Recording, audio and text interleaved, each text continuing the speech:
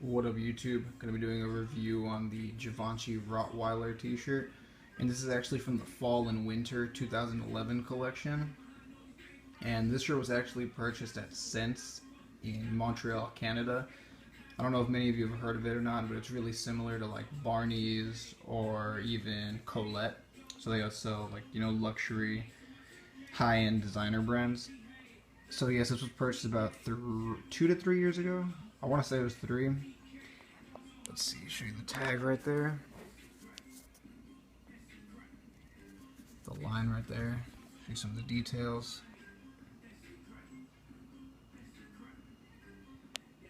And yeah, this is definitely a shirt that a lot of people really wanted.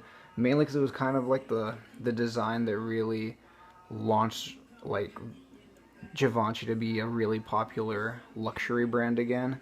And that's mainly due to the fact that Kanye West wore this shirt. And as many of you know, he's friends with Riccardo Tisci, who's the designer for Givenchy.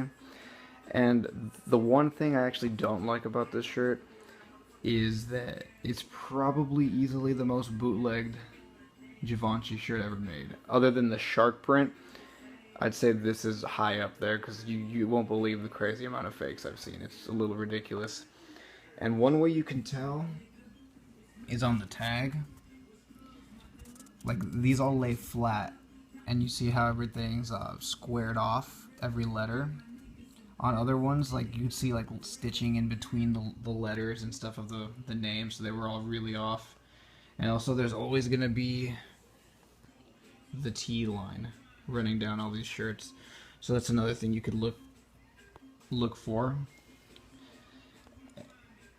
And then other than that, I mean, it's kind of, there's some good ones that I've seen, but yeah, I really wouldn't buy one secondhand, to be honest, because it's a little risky, especially since this from a few collections ago, a couple of years back. So the chances of you finding one with tags is close to impossible. So if you see one like that, it's probably too good to be true. So I wouldn't buy it. But if you see any, you can definitely comment on my YouTube, and I'll check them out to see if they're real.